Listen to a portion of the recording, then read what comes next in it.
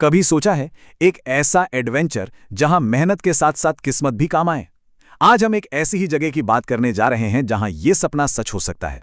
मध्य प्रदेश की मशहूर पन्ना की हीरे की खदानें। ये शब्द हैं एक स्थानीय किसान स्वामीदीन पाल के। और जानते हैं ये उन्होंने कब कहे? जब 8 साल की लंबी कड़ी मेहनत के बाद उन्हें एक ऐसा पत्थर मिला जिसने उनकी पूरी जिंदगी बदल दी। वाकई उनकी किस्मत चमक गई। 1 करोड़ रुपए। जरा सोचिए, ये कीमत थी उस 32.8 कैरेट के हीरे की जो उन्हें अपनी छोटी सी लीज पर ली हुई जमीन से मिला। मतलब एक ऐसी खोज जो सिर्फ उनकी नहीं बल्कि आने वाली कई पीढ़ियों की जिंदगी संवार सकती है। तो चलिए देखते हैं कि इस पूरी यात्रा में हम क्या-क्या जानने वाले हैं। हम शुरू करेंगे पन्ना की कुछ दिलचस्प कहानियों से, फिर बात करेंगे कि अगर किसी को ये एडवेंचर खुद करना हो तो कैसे कर सकता है, खदान कैसे लीज पर ले सकते हैं, हीरा खोजने का तरीका क्या है, और अगर हीरा मिल गया तो उसके बाद क्या होता है। और हाँ, आखिर में हम ये भी देखेंगे कि हीरे की खदानों के अलावा वहाँ और क्या-क्या है देखने लायक। तो सबसे पहले बात करते हैं पन्ना की, जिसे अचानक मिलने वाली दौलत की धरती भी कहा जाता है। देखिए, स्वामीदीन पाल की कहानी कोई इकलौती कहानी नहीं है। पन्ना का तो इतिहास ही रहा है लोगों की किस्मत रातों रात बदलने का। और ये सिर्फ कहने की बात नहीं है। देखिए, हाल ही में एक ईंट भट्टे पर काम करने वाले मजदूर को 1 करोड़ से ज्यादा का हीरा मिला। एक छोटे किसान को करीब 50 लाख का हीरा हाथ लगा। एक नौजवान जो पुलिस की तैयारी कर रहा था उसे 30 लाख का हीरा मिला। यहां तक कि 2 दोस्त, एक मांस बेचता था और दूसरा फल, उन्हें भी 50 लाख से ज्यादा का हीरा मिल गया। तो मतलब साफ है, यहां किस्मत किसी का पेशा देखकर नहीं चमकती। चलिए अब आते हैं मुद्दे की बात पर। अगर इस एडवेंचर का मन बन ही गया है तो वहां तक पहुंचने का रास्ता क्या है, यानी प्रैक्टिकल स्टेप्स क्या हैं? पन्ना पहुंचना वैसे देखा जाए तो काफी आसान है। अगर हवाई जहाज से आना है तो सबसे नजदीकी एयरपोर्ट खजुराहो है, जो यहां से करीब 55 किलोमीटर दूर है। ट्रेन से आने वालों के लिए सतना और खजुराहो स्टेशंस हैं, जहां से बड़े शहरों के लिए सीधी कनेक्टिविटी है। और अगर सड़क के रास्ते आना है तो मदलादी से खजुराहो के लिए रोज बसें चलती हैं। हाँ, एक बहुत जरूरी बात जिसका ध्यान रखना है वो है टाइमिंग। ये जो खदानें हैं ये सुबह 9 बजे से दोपहर 1 बजे तक ही खुली रहती हैं। और हाँ, रविवार को बंद। तो अपना प्लान बनाते वक्त इस बात को जरूर ध्यान में रखें। तो अब जब पन्ना पहुंच गए, टाइमिंग पता चल गई, तो अब शुरू होता है असली रोमांच, यानी अपनी खुद की खदान लीज पर लेने का प्रोसेस। और शायद लगे कि ये बहुत मुश्किल काम होगा, पर ऐसा बिल्कुल नहीं है। प्रोसेस काफ़ी सीधा है। बस एक एप्लीकेशन फॉर्म भरना है, साथ में 3 फोटो और अपनी आधार कॉपी लगानी है। फिर बैंक चालान से लीज की फीस भरनी है और उस चालान की कॉपी जिला हीरा कार्यालय में जमा कर देनी है। बस इसके बाद इंतजार करना है और आम तौर पे 20 दिन के अंदर आपको अपना 8 बाय 8 मीटर का प्लॉट मिल जाएगा। अब जरा सोचिए, इस पूरे काम की फीस कितनी होगी? अंदाजा लगाइए। सिर्फ 200 रुपए।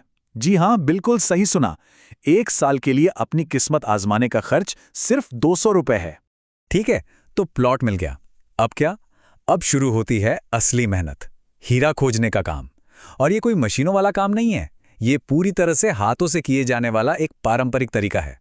तो देखिए होता क्या है, सबसे पहले मिट्टी को छाना जाता है ताकि ऊपर की जो नरम परत है वो हट जाए। फिर जो कंकड़ वाली मिट्टी बचती है उसे धोया जाता है ताकि सारे कीचड़ निकल जाए। इसके बाद उस धुली हुई सामग्री को धूप में अच्छे से सुखाते हैं और फिर आता है सबसे अहम काम, सूखे कंकड़ों के ढेर में से एक-एक पत्थर को हाथ से छांटकर हीरे को ढूंढना।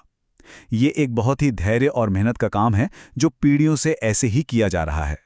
लेकिन एक बात समझना जरूरी है, ज्यादातर स्थानीय लोगों के लिए ये रोजी रोटी का एक जरिया है। ये कोई जल्दी से अमीर बनने की स्कीम नहीं है। इससे रोज की कमाई करीब 250 से 300 रुपए ही होती है। हाँ, साथ में एक उम्मीद हमेशा बनी रहती है कि शायद आज वो दिन हो जब किस्मत बदल जाए।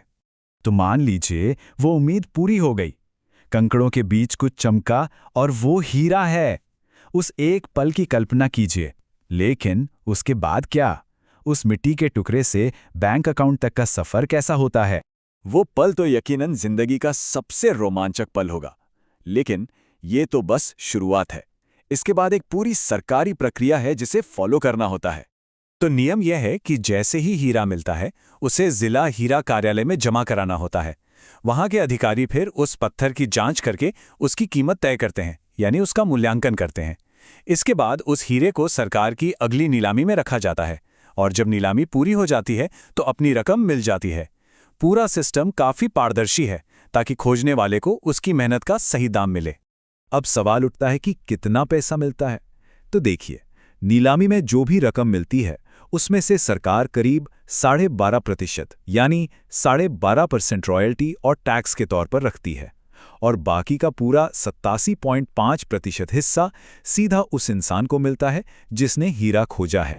तो हीरे की खोज तो है ही, लेकिन पन्ना की यात्रा सिर्फ यहीं खत्म नहीं होती। अगर वहां तक जा ही रहे हैं तो आसपास देखने के लिए और भी बहुत कुछ है।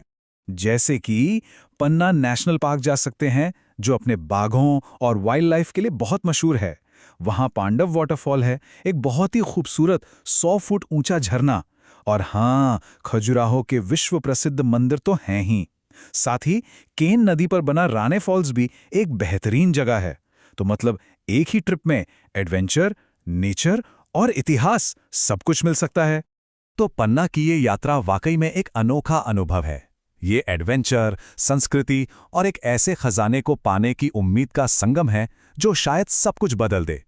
पन्ना के उन धूल भरे खेतों में न जाने कितनी ही कहानियां और कितनी ही किस्मतें दबी पड़ी हैं, बस खोजे जाने का इंतजार कर रही हैं।